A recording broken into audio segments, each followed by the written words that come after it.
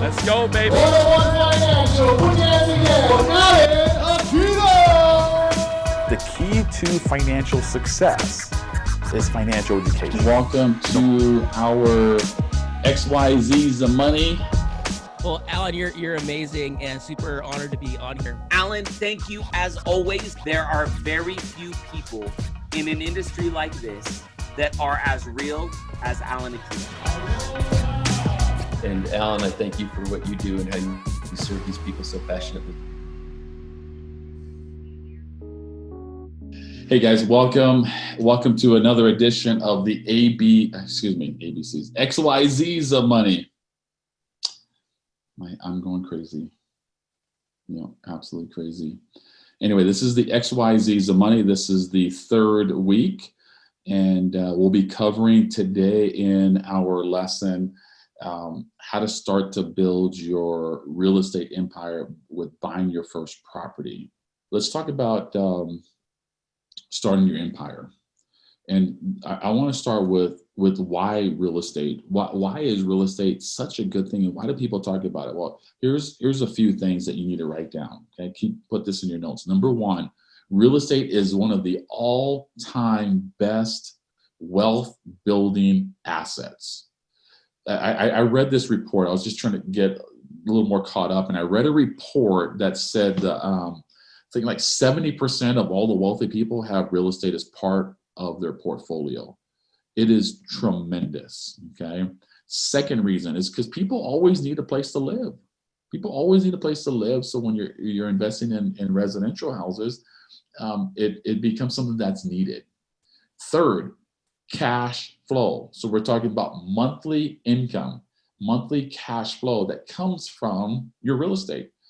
You don't get monthly cash flow from your stock portfolio, right? Investing in Apple or mutual funds doesn't pay you every month. If you do have dividend paying stocks, it's usually every quarter, but nothing like real estate. Okay. Next is appreciation. Appreciation is an increase in value, which increases equity. So the value of your property goes up or appreciates. Okay. That contributes to your net worth. Next is depreciation or tax benefits. This right here, folks, is probably one of the biggest unknowns to most new investors, but it is huge. So let me just quickly take a minute and explain to you what depreciation is. So basically what the government said is, hey, if you're a landlord, we need you because we need people providing housing for the rest of our citizens in our country. So if you do this, we're going to give you some tax breaks if you provide good housing for people. Okay. So what the government says is, hey, you buy this house. Okay. So let's say we buy this house across the street and, it's like $200,000. Well, we know it's going to appreciate over time, but the government says on paper, it's going to go down in value and you'll be able to depreciate the entire $200,000 over a period of 27 and a half years. So whatever you paid for, you can depreciate it over 27 and a half years. So if you took a house, $200,000 house, and I think the math works like this, 200,000 divided by 27.5, you come up with about 7,000 and some change. So that would be your depreciation for that first year. Okay, so that depreciation now is going to be a tax loss that you can use against your real estate income. So let's say you rented it out and you rented out the house for $10,000 for that year. Tenant paid you $10,000. You have $7,000 of depreciation that can go against that rental income. So now your remaining taxable income is only $3,000, not the $10,000. It is a phantom. There's nothing happening. There's nothing going on. It's what we call a phantom deduction that allows you to be able to benefit and pay less taxes. Okay, and then of course you get write-offs and all the other things. So pretty much your rental income could be tax-free if you do it right. The next two is also very important. Is you can use leverage to acquire real estate. What that means, if you're new, Leverage means you can borrow money, take a mortgage out on the property. And when you use leverage properly, you can increase your returns. And then lastly, is a property can be passive. Passive means you don't have to work in it every day. You're not there at your property looking at it, servicing it every day. It's working for you every day. And especially if you bring in like a property manager, then you don't have to deal with the day-to-day. And for a handful of my properties, we manage it ourselves. And then we also have a property manager for our other properties. So those are the main benefits of real estate. There's more, but I don't have a lot of time to cover it all. I want to go into the 3 types of real estate. So write this down, okay? Here are the 3 types of real estate you need to be aware of. Number 1 is residential. These are single family homes. These are condos, townhouses, okay? Anything that is 4 units or less. So if you have a 4-plex, that would still be considered residential with regards to getting a loan on it. Or a duplex, triplex, those are all residential. The next type of property would be commercial. So commercial is anything to do with leasing or renting to businesses. So you're talking about office, warehouse, strip malls, mall, buildings. Even multi-family units would be considered, you're renting to people, but it would be commercial because of the way that they lend. Okay, so anything over 4 units would fall into the commercial lending department at a bank. So commercial, again, is another aspect. And then the third type of real estate is land. Whether you do land for development, so you're buying land. I've done that where we buy land and we develop it and build houses, or I got land that I hold. One of my buddies in Texas just bought like 100+ acres of ranch land, and then he leases it out to a rancher that they grow hay, like high-end hay that they sell to racehorses, like crazy cash flow. I was really jealous when he told me about it. So all 3 of these have different lending requirements. Land is a little harder because the banks don't have cash flow to judge it. Commercial, I kind of like commercial. I just bought my first commercial property in 2019, and I actually like it. It's been good. The businesses pay a lot of the stuff, and then residential. So when we break it all down, because there's so many different ways to look at real estate, right? There's for sale by owner real estate, there's foreclosures, there's short sales, there's retail, MLS properties. I mean, there's so many ways to do it. I wanted to break it down into 2 very simple types of styles that you can prioritize these. And number 1 is cash flow properties. Cash flow means we're buying the property for the cash flow, typically on a monthly basis. So rental properties, right? We're buying cash flow. We're not buying it because it looks beautiful. It's painted well. It has nice landscape. We're buying it because it makes you money. Number 2, cash now properties. So cash now would be flips. So we're buying a property, we're rehabbing it, and we're flipping it for a profit. Or we're buying land, we're building a new house, and we're flipping. You can pretty much put a majority of your investing activity into these 2 categories. Now, here's my suggestion. This is just a personal suggestion. This is not recommending that you do this, but I found it very beneficial to combine the 2. Because ultimately, you want to grow your portfolio of properties you own.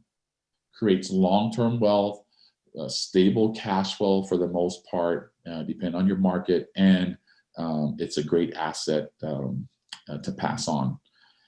When you combine cash flow with cash now properties, you can use the cash now flips to take these profits from the flip to use as down payments to now go pick up more rental properties to add to your portfolio. So that's a strategy that you can use to accelerate your asset accumulation or your acquisition for properties by combining the 2. Okay. Now, let's talk about how to make money, because this is what it really comes down to, is how do we make money on real estate? So I've listed 5 different ways. Number 1, everybody knows rental income, or you're leasing a property to a business. Okay. So that monthly cash flow is probably the holy grail, right? That's what we look for. We're trying to, we all want to retire. And if you were on lesson number 1, I talked about your HEA number. And remember your HEA number? What does HEA stand for? Happily ever after number. This is a monthly income that you will have in your retirement. Rental income should be a part of it, and it could be the biggest part of it. Why? Because I don't think for some of us that are younger, we can necessarily count on Social Security. And most people, by research, only have 11% saved up for retirement. So there's not a lot in their 401k, their IRAs. And so rental income could make up a majority of their retirement income. Next is appreciation, right? Values going up, you're creating net worth, you're creating opportunities to leverage off of it to buy more property. Third is wholesaling. So what is wholesaling?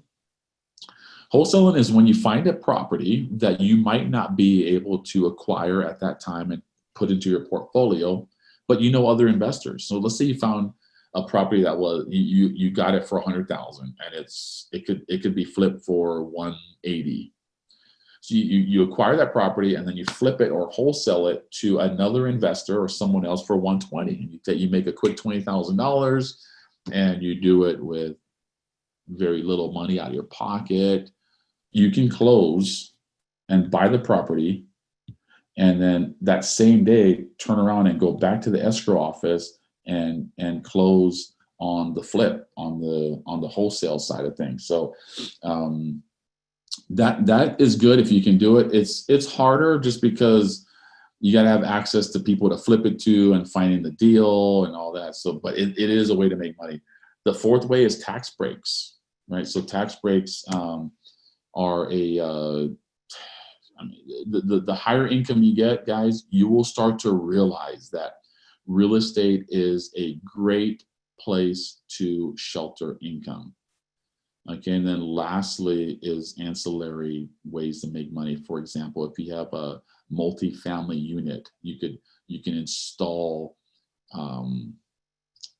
washer and dryers, right? Like coin operated washer and dryers, or snack machines that you could create some type of other revenue stream. So those are the 5. There's other ways to do it, but here's something that I learned that's been great for me. It's a very simple analogy, but good houses in good neighborhoods equal good tenants. Okay, I learned that from a good friend of mine. He's a partner at 101 Financial. He wrote this book. It's called Building Wealth One House at a Time. Became a bestseller. His name is John Schaub. And he taught me that through his book and in our personal interactions. Like, hey, Alan, and I've seen his houses. I flew to Florida to go meet with him, and he has great houses in good neighborhoods. And then he has these tenants that typically stay longer, and they pay a little higher rent because it's in a good neighborhood. And typically good houses in good neighborhoods, they appreciate more. So this is a really good general rule of thumb to stick to when you're investing. Okay, good houses in good neighborhoods equals good tenants. So write that down. Now let's talk about finding a deal. How do you find a real estate deal? So we're going to go through some things here. First thing, again, write this down. Problems equal profits, right? As a real estate investor, a lot of times we're going to be problem solvers. So we're going to solve a problem for the seller. They may not want to be an investor anymore, the landlord, a death in the family, something happened, estate problem. So they need to offload that problem, which is their property. And if you can help them solve that problem, they're going to trust you, and you're going to be able to find profits in that problem. And then as an investor, you're helping people to solve their problem. They need a place to live, a good place to live that will be safe, for their family in a good neighborhood, you'll be able to solve that problem for a renter. And so this is a good general rule of thumb to live by. Now, here are 6 ways to find a deal. Number 1 is what we call drive for dollars. So this is where you drive around your neighborhood. And you know how we get on autopilot when we're driving home from work or coming home, and we leave work and then 30 minutes later we're at our house and like, how did we get here? We kind of forgot we're just on autopilot. I suggest kind of changing it up. Drive around through streets that you may not typically go on. And then when you're driving, keep your eyes open. What are we looking for? Problems. Right? We're trying to identify problems in neighborhoods. So we're looking for properties that may be run down. They may be in need of some major repair. The yard, that's a great sign. If the yard is overgrown, grass and trees and bushes, that may be telling you something, right?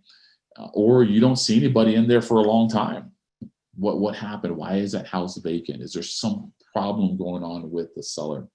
So the best area to invest for new starter and new investors is typically in your neighborhood, if you can afford your neighborhood. So drive around, look for these properties, okay? Number 2, realtors.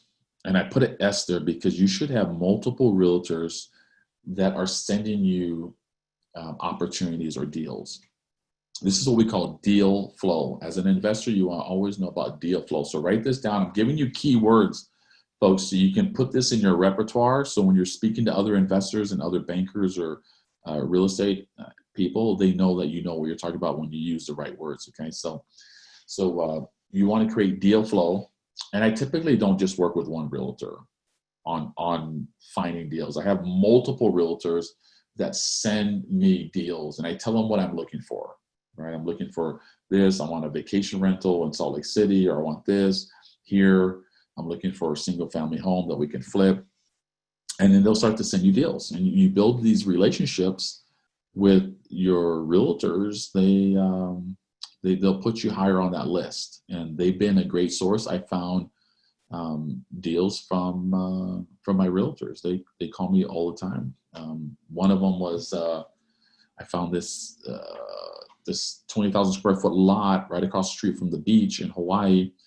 And a realtor called me about it. And so I called my buddy, and then he had found about it from another realtor. And so we ended up partnering together on it.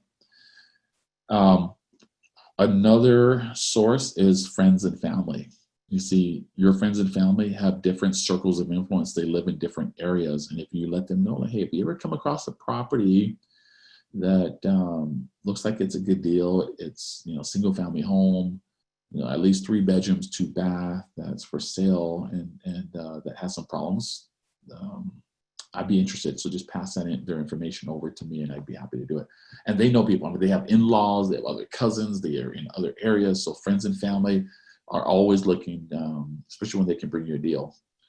Number 4, other investors. I've had other investors bring deals to me. We've done many deals with and partnered with other people, especially those that I trust that have a proven track record. They have deals and they're looking for the same thing, and they're not competitors. So don't think of other investors as competitors, but think of them as potential partners and allies. You can join forces on certain things and pass things along. I do almost all of my real estate nowadays, with me being so busy with one-on-one financial. I do most of my deals with investors, other investors, to leverage my time. Number 5, online listings. This is probably one of the first things that you'll end up doing, is looking online. There's many, many different resources. There's national websites like Zillow and Redfin you can find deals at. And then there's local websites, local realtors that post things. So this is a great way to find deals, creating deal flow. When I first started investing, I would spend an hour or 2, 3 times a week at night when the kids are asleep. I would look at deals online. And what this did for me and what it will do for you is, if you do this over 3 to 6 months and you spend that many hours, you start to become an expert in your area, in the cities that you're you're evaluating. Why? Because we're looking at properties, and over time you can see what's selling and what's not, what the prices are, what the rental income's like. And you can take all of these numbers and start to run reports for yourself. Start to get on an amortization calculator. So I would have websites up that I can look for deals, and I have an amortization calculator pull up so I can run numbers to see if these are deals. And I can go through many houses and properties without leaving my place. So that's a great place. And number 6 is marketing yourself. So you can get a website practically free, or just use social media, use Instagram to build your investment site, or Facebook, right? The business cards that you print, handing those out to people, flyers, mailers. There's so many different ways that you can market a property, and it'll be very, very beneficial for you. So definitely get that marketing going. Okay, so now that we find a deal, this is something that most new investors miss the point on. Okay, they are so worried about trying to find money and the structure for the deal that we just waste so much time. And by the time we get everything in order, the deal is gone. The deal is gone. So here's one of the biggest tips that I'm going to give you today is lock up the deal first, or tie it up. What does this mean? So let's say you find a property and you already have an idea of the numbers. So in your head, you're calculating, you're like, oh, this looks good. Then you go online, do some things like, man, this could be a good deal. Talk to somebody that knows, a realtor, run some numbers by a banker or whatever. And, try to do that really quick. And then we go and lock up the deal, which means we put an offer in. We put an offer in with contingencies. Why do we do this? Because we can lock up the deal, tie it up, and then we could go figure out if it's going to work or not. And every experienced investor knows this. They do this. We do this all the time. Now, one of my partners and I, we did this with a property here in Utah, 5-acre lot that was zoned commercial. And this commercial lot, the only way we could make it work is if we could get it to be able to have multifamily on it as well as commercial. So there was a 7-Eleven, somebody bought the corner 7-Eleven, so we're going to put 2 mini strip malls, and then behind that wasn't going to be ideal commercial. We weren't going to be able to get a good rate for it. And so we figured that multifamily would be good. If we get 80, 90 units, we could make the numbers work. We could pencil it out. And so we put it under contract, and we asked the seller for 60 days due diligence period with a 15-day extension. And so they agreed to it, and we put it under contract, got it locked up, and then we went to work. Then we started meeting with politicians. We met with bankers. We met with commercial real estate brokers to give us numbers on rents and if they can start pre-marketing. We started doing all of our work during the due diligence period, and we had that extension. And so what happened was the numbers looked great, and we had preliminary approvals. But then when we went back during the period, the evaluation period, the politicians changed their mind. There was new ones actually that came in. So no, we're not. We need more commercial. We're not going to approve residential. So it just didn't work. So we got out of the contract, and we didn't have to put any money in. So lock up the deal and then do your due diligence. Okay. Next, we're going to find the money, and here's 5 ways to find money. Number 1 is the most obvious and probably the cheapest. Not the most convenient. Banks are crazy. Sometimes there's some good banks, some crazy ones, but bank loans typically tend to be the cheapest. It's just a little harder to get because they look at your personal finances, your credit, and your income to be able to to judge you if you're going to be able to make the payment on it or not. Okay. Next is other properties. If you have a property that you own, and if you're on 101 Financial and you paid it off quick or you paid it down, you would have availability that you can go and leverage that property to pull money out of it to use as down payments on other properties. I've done this many times. It's a great way to be able to accelerate your acquisition without having to wait to rebuild your funds, right? Let's let the appreciation and the forced debt pay down to create equity, right? Property value is going up and we're in here paying it down. The difference between the value and the balance is equity, which you can leverage to go buy more property. Third is seller financing. One of my favorite things to do as well. Seller financing, what is this? Well, this is when you get the seller of the property to agree to finance some or all of the purchase price. And we've done this. I've done this a couple of different ways. I got them to finance the whole thing, and we got them to finance part of the property. Why would we do this? Why would we get seller financing? Well, there's several reasons. Number one is that typically we don't need, they're not checking your credit score, right? They're not checking your credit and your income and all that stuff. So it's a lot easier to transact, and it frees up your financial capability, and it doesn't tie it up in a mortgage, but it allows you to go get more money to do the rehab. Or if you're buying, and I've done this with land and houses. And so instead of tying up all your money in loans, you have the financial capability, because the seller's financing, you're just making payments to go be able to do either more deals or to get the deal to move forward by rehabbing it and getting money that way. Number four, in other investors. So there may be other investors that don't want to do the hard work or find a deal or be involved in the project, but they want to invest in you. They trust you that you are going to give them a good return, and you'll pay them an interest rate on it, an interest payment on that. Other investors are a great source of money. And then number five is hard money. What is hard money? Well, hard money is similar to a bank loan. They're not banks. They're lenders, but they don't have all the scrutiny like a bank does. They're not necessarily going to check your credit. Hard money lenders really rely on the property itself to determine what they're going to do. Now, so that makes it easier.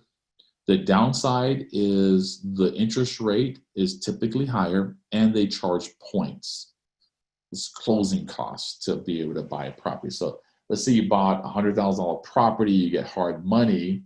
Sometimes they'll give you 80, 90, 100% of that. Just depends on the property, right? But you have to pay a little higher rate than you would get from the bank, and you have to pay points. So 1 point is 1% of the actual loan amount that you have to pay up front. And that's how they make their money. And then they turn around, they package those loans and sell it off to other investors. So there is a place and there is a time for hard money. And in all of my experience, I've used all five of these things. And some of them, I've done deals where we have 3 of them. So one deal, we had seller financing. So it was a $900,000 deal for a piece of land that we chopped up, and then we got seller financing for $200,000 of it, so part of it, and that $200,000 was going to be paid back after we sold the first house, and there was no interest on that. So that was really nice. So we got $200,000 by the seller to hold back, contingent upon us selling the first house of the 4. We also had investors that we were paying an interest rate on. And we also brought in some hard money to cover some gaps. So that's a way to have access to money. Now, save your questions, because I'll come back to those a little bit. But I want to go on to another very important topic here. Okay, price, structure, or both. So I'm talking about purchase price, structure of the deal, or combining both together. So what do I mean? Okay, so I'm going to give you an example. I had this opportunity to buy a property. A guy in my community needed to sell his house. He had a lot with 2 houses on it, and they needed to have somebody come in, fix their problem. Unfortunately, the lot, it was one lot, one TNK, had 2 houses. One house was a complete teardown, uninhabitable. Unfortunately, the bank is not going to lend to somebody because there's too much risk. So they needed somebody like myself that would come in with cash or creativity to get the deal done. So well, great place. I like the city that it's in. I like the neighborhood. What do you want for it? Well, I need $1 million. Like, well, you need $1 million. Oh, okay. Well, let me go check this out. Let me figure this out. So went, penciled it out. Came back with an offer price of $860. So like around $250,000 less than he was wanting. So Alan, I need $1 million. Like, why do you need $1 million? Like, I just need it. It's okay. Well, look, that's not going to work for me at this. So the way we can make it work is that we change the structure. So look, I'll give you $960 instead of the $1 million. But we need to change the structure. So I'm going to give you $15,000 down, and I'll give you a monthly payment on that. And guess what? Took it. I actually offered $5,000 down and monthly payments till we get the houses built and sold. And I said, well, you know what? If you give me $15,000 now, I'll take the deal. You just never know. So price, structure, or do both. Okay. Now, let's talk about assembling a team to help you to cover the gaps that you might not be skilled in. So here's a list of 10 people that I would suggest you have on your team: a realtor, good realtor or realtors. You need a mortgage lender, loan officer, and a banker. Okay, those are 2 good people to have on your team. An escrow agent. So escrow is a person's like that middleman that works between the seller and the buyer, and they handle all the transactions. And if you start to do more properties, you want to get to know these escrow agents because they give discounts to real estate investors because you keep coming back. Number 4 is home inspector. Use these home inspectors to cover your butt. If there's anything missing from the house, from the deal, there's something that needs to be repaired, the roof or pipes or whatever, they can catch it. And it is going to be a little bit of a cost, but it's not that bad. And they typically find things. And when they find things wrong, you can take that home inspection and go back to the seller and say, look, here's what we found. And it's going to cost this much, so they can take that off the price, or they go fix it or take it off the price. A contractor is great because you may need repairs. You may need to build a new place. Insurance agent, we need to get homeowners insurance on your your property or your new build, and these insurance agents can help you come up with the best solution. Property managers can be good. There's some sleazy ones and there's some good ones. You just got to ask for referrals. But these property managers, I suggest you try your manage your property on your own if you can, to learn the ropes. And then eventually, to leverage your time, you're going to want to find a good property manager. They're usually around that 7 to 10% range.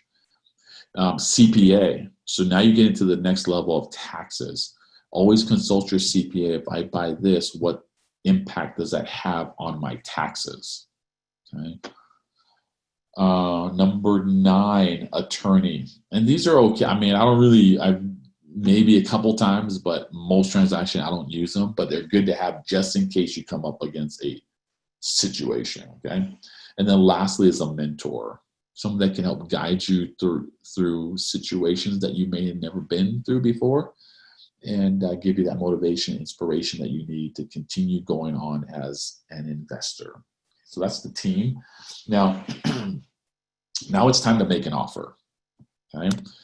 So when you make an offer, you're going to need to run your numbers and check them twice, right? You're going to look at everything: purchase price, rehab, closing costs, carrying costs. I mean, everything. Okay. And then make multiple offers, right? Just don't get stuck on one deal. You got to have that deal flow to keep having these multiple offers.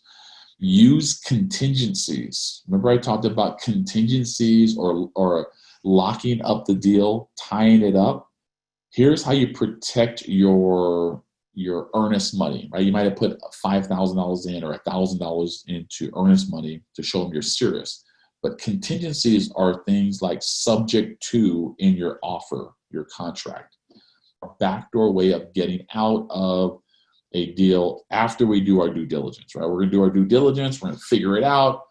Is it worth it? If it's not, kick in the contingencies. Thank you very much. And you're out and you get your money back. Okay. Next, don't fall in love. And I'm not saying with your spouse or your partner, I'm saying with the property. Fall in love with the numbers and the cash flow, but not the property itself. Because the reason we don't want to do this is because we don't want to make decisions that are based on emotions. We don't want to make a decision like, hey, this is a beautiful property. Okay. Next is solve the owner's problem. As a real estate investor, think about this. You are really solving a problem. Solving a problem for that owner that needs to get rid of something, and you're solving a problem for the tenant. They need a place to live.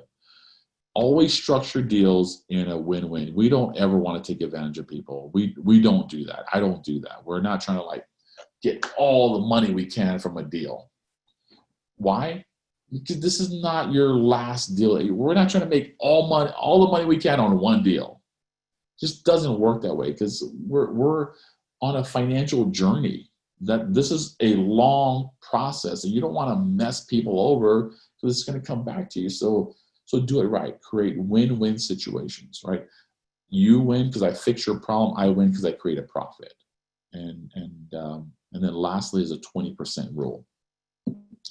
So depending on the market and the timing of what's happening in the economy, I typically use a 20% discount rule off of the listing price, right? Because everybody always jacks the price up.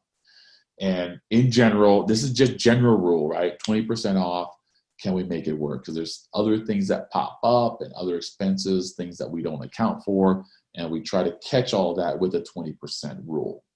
Okay. Now, next, you're going to get rejected offers. It's going to happen.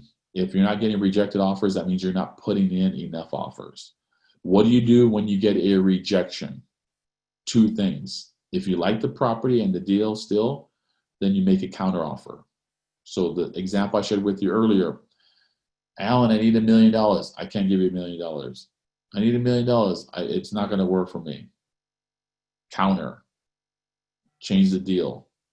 And it can work. Sometimes your counters don't work. Sometimes people don't even respond to you because you give them an offer so low. I don't care. That doesn't bother me. Okay. We are looking for the best opportunity. And if it doesn't happen, next, move on. We're going. I'll give you a perfect example. Last week, an owner of a gym in my neighborhood called me and said, "Hey, Alan, you're the first person I'm calling. I'm interested. I want to see if you're interested in buying my gym." So, well, I'll always take a look. So send me the details. And in the meantime, my commercial real estate broker, his name's Eric, a good friend of mine. I had Eric run numbers on it. Hey, can you run some numbers on this? And he's like, well, Alan, if you're looking at this, why don't you look at this gym? Here's some numbers. And he texted me pictures.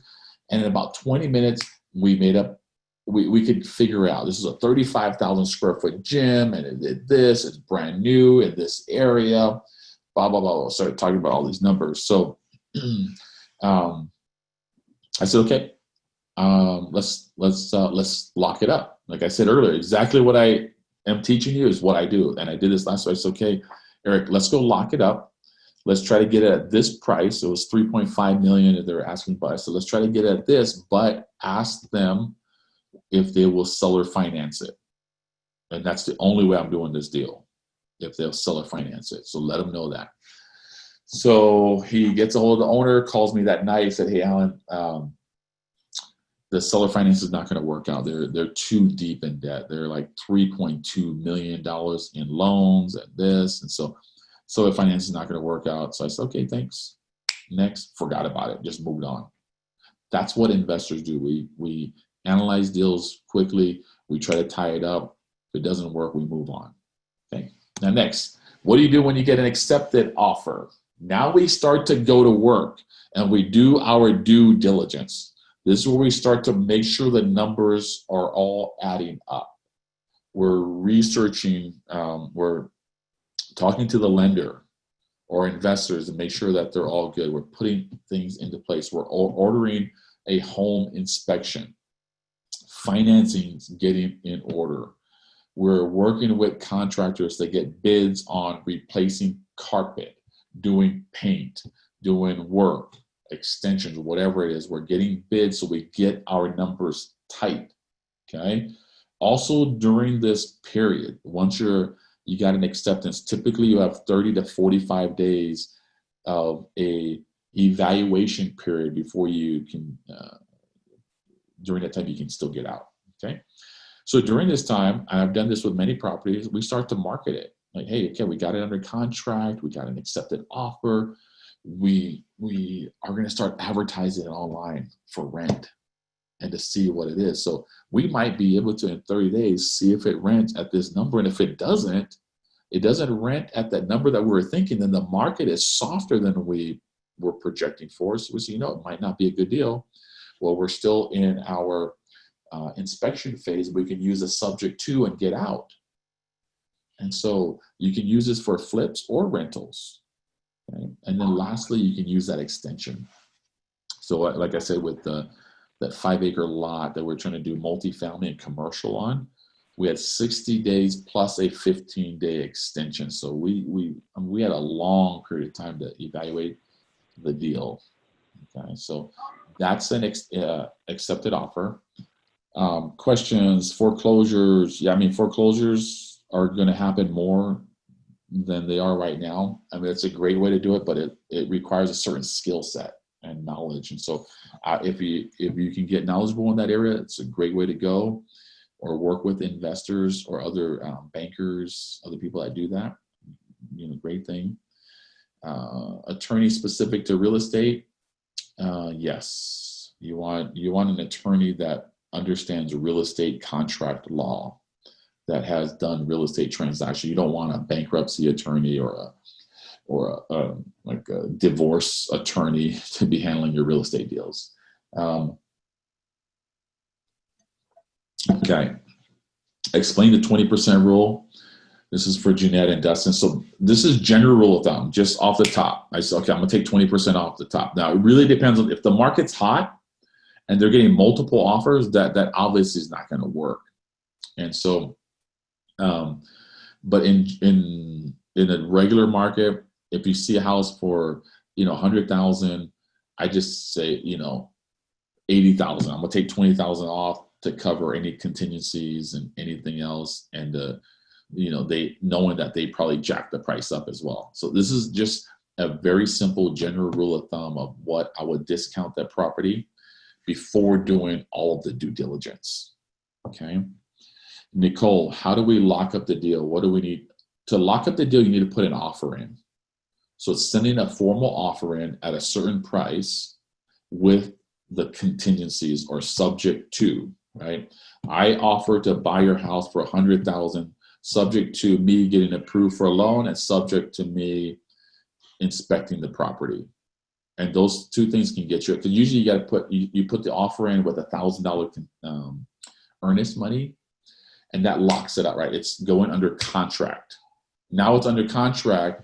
You have that inspection period or due diligence period of 30, 45, 60 days to get everything in line to make sure it works. That's kind of when we do. We tie up a lot of property. We lock up properties if we can, and then we go do due diligence, and makes it easy for you. Okay.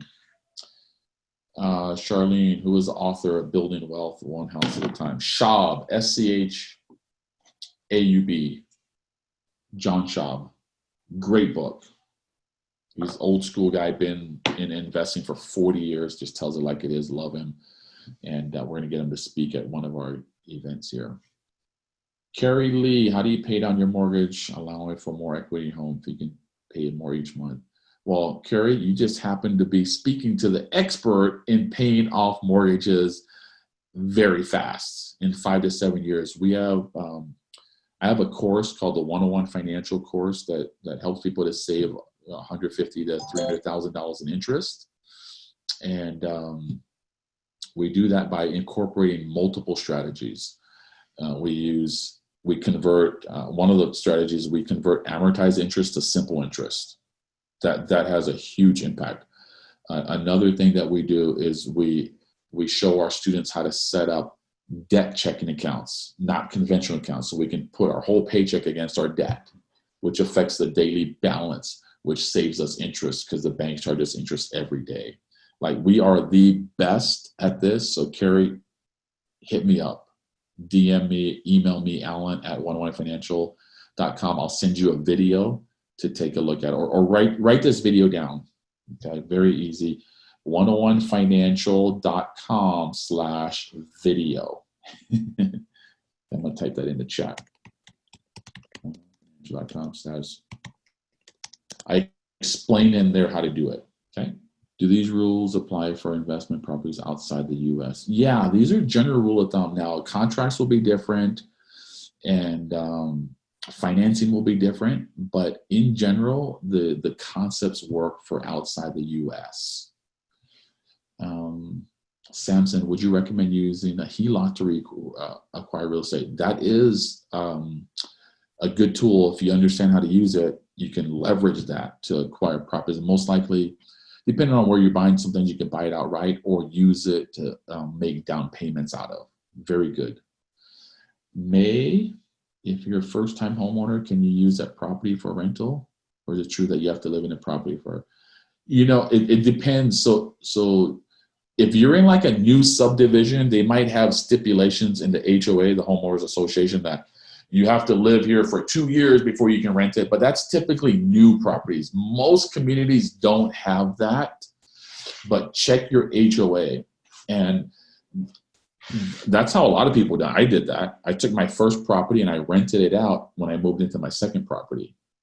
It's a really great way to break into to the real estate game. Okay. Can you hold up your book that I showed earlier? Okay. This is going to be recorded. Getting into condo real estate, is that good? HOAs are usually pretty ridiculous, but if the numbers work, I have a condo that just kills it. Like, we make a lot of money. Part of it is because it's in a good area, and the other part is because I paid off the mortgage. So condos are good, but just run your numbers. Once you purchase your first investment property under a conventional mortgage, is there a particular time frame that you need to wait before you purchase? No, there's no time frame that you got to wait to buy another property. I did my second property in like 6 months after I bought the first property. Okay. Now let me give you your homework, and I'll come back to answer some of these questions. Okay. So here's your homework, and I'm going to give a prize to a winner next week. Okay. So what I want you to do, number one, is to pick a property in your area. And it could be any property that you just want to see, anything for sale. And this isn't necessarily something you're going to buy. I just want you to go through the motion. Okay. So pick a property in your neighborhood, and I want you to find a listing price. Okay. Then the PITI, do you know what PITI stands for? Principal, interest, taxes, and insurance. Okay, that's PITI.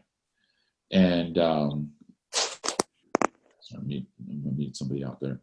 Okay, then we're gonna find HOAs and any other expenses associated with that home to get a really close, accurate monthly cost on this. Okay, so we're gonna take that listing price, and we're going to find what the mortgage payment is, the taxes and insurance, HOAs. And so let's say it comes out to $2,000 a month.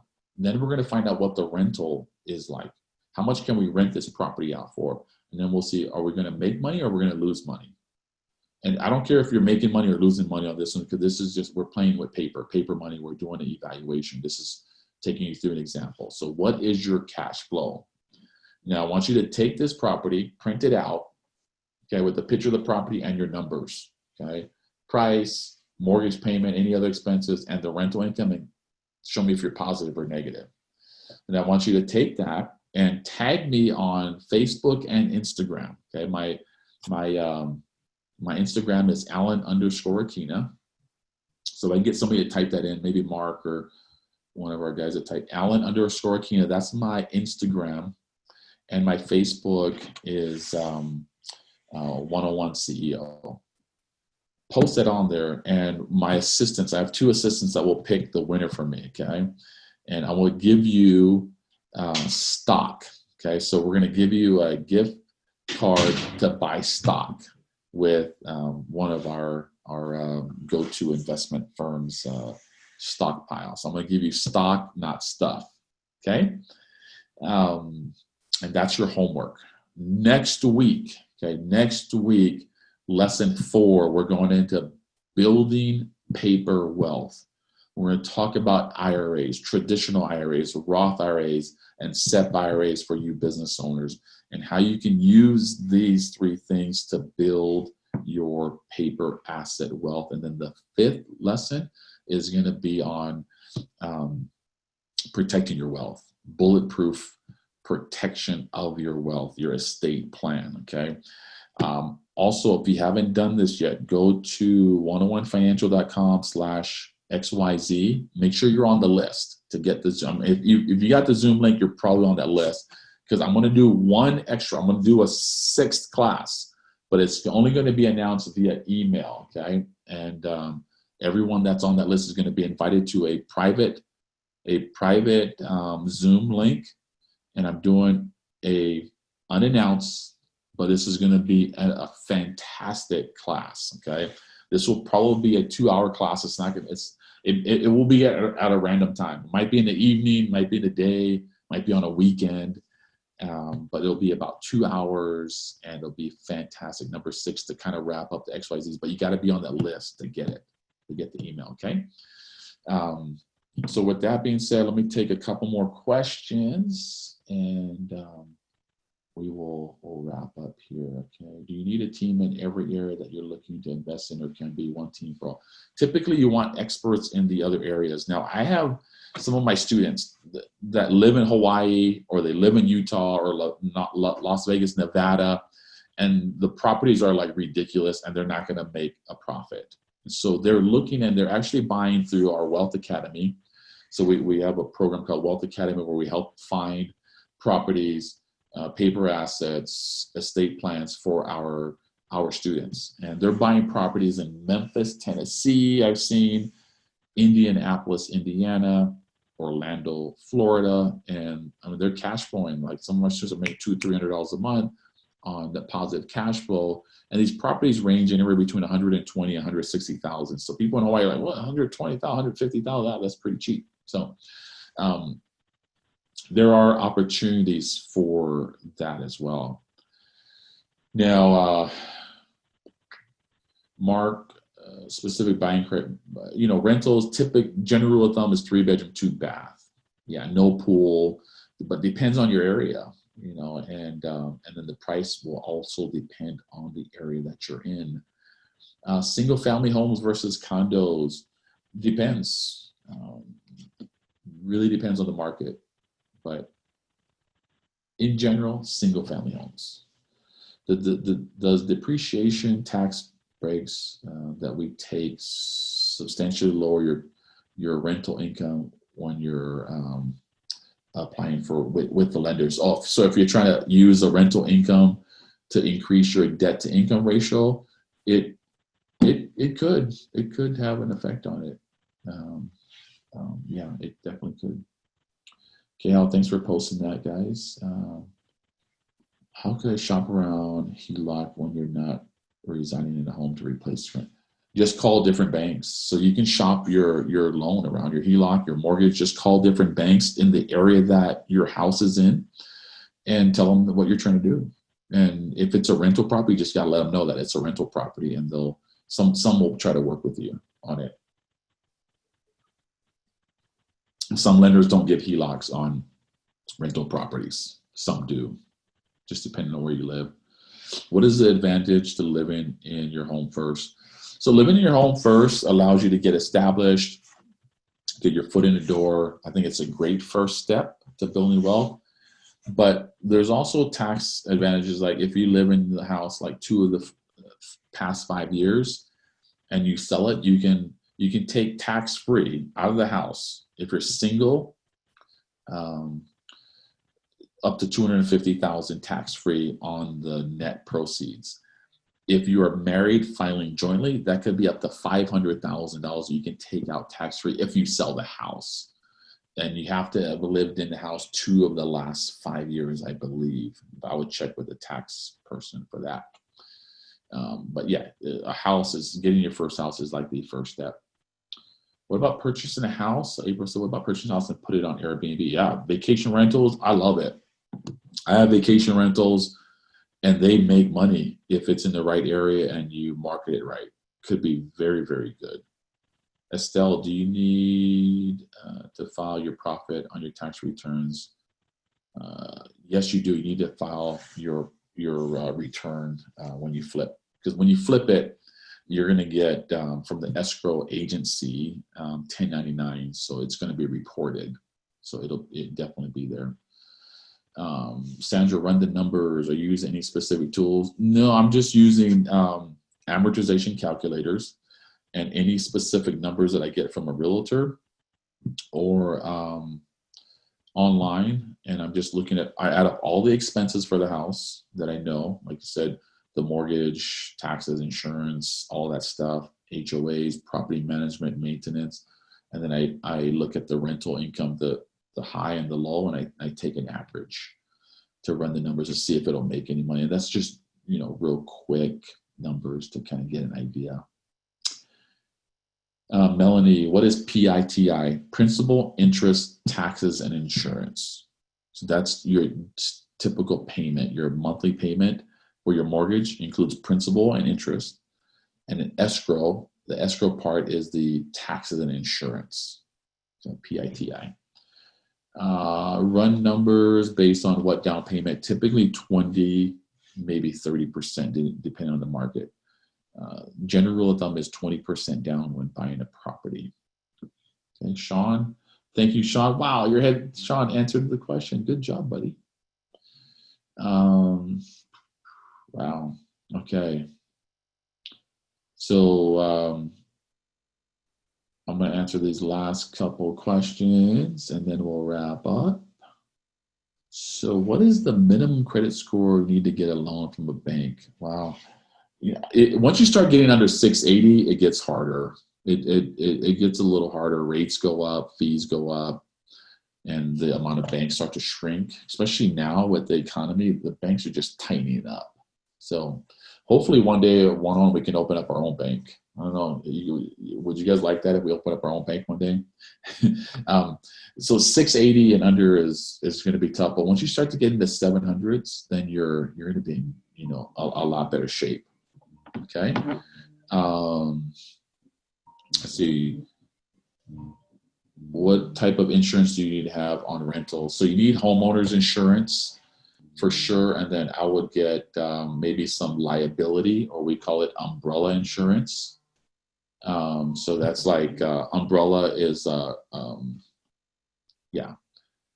it's like it protects you over and above any of your homeowner's insurance. So definitely get that.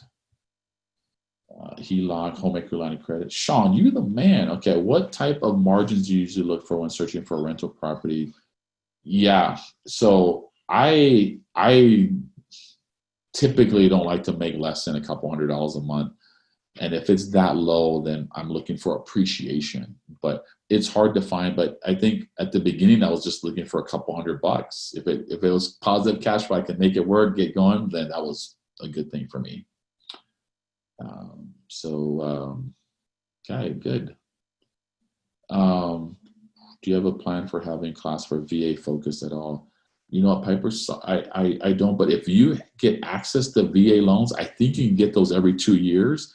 And from what I understand, I talked to several mortgage brokers, and they, for the most part, think VA loans are some of the best to get. If you can use that, leverage that to buy property every 2 years with that, man, go for it. Absolutely, go for it. Those are great loans, absolutely great loans. So with that being said, I want to thank all of you for being on today. What a great session. We went over an hour. I'm sorry. It was a lot of information, but I hope, did you guys get some value out of the class today? Was it worth it? You got your money's worth? How much did you pay to get on here today? You guys remember? Free 99. I appreciate it. I have fun teaching. I mean, this is over 2 hours straight, but I love it. I hope we helped you. I hope I inspired you to pursue more education, financial education, arm yourself with knowledge, get smart, get money smart. And these classes that I'm doing is just to help get you taking that right step and moving forward. And if there's anything we can do, we're here to help. Like I said, we're one of the best, most trustworthy out there in the world of personal finance. So shoot me a message, follow me on Instagram or on Facebook, and you can message me there or email me, and we'd be happy to help you. Happy to help you. So thank you again, guys. God bless you. Have an outstanding rest of your week. See you soon.